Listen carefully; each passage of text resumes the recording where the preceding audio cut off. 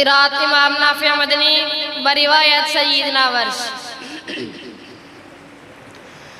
أعوذ بالله من الشيطان الرجيم. بسم الله الرحمن الرحيم.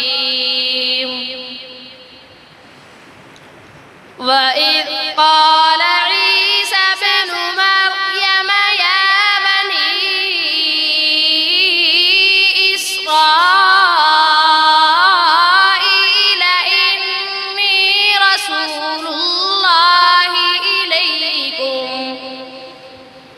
إني رسول الله إليكم مصدقا لما بين يدي من التوراة ومبشرا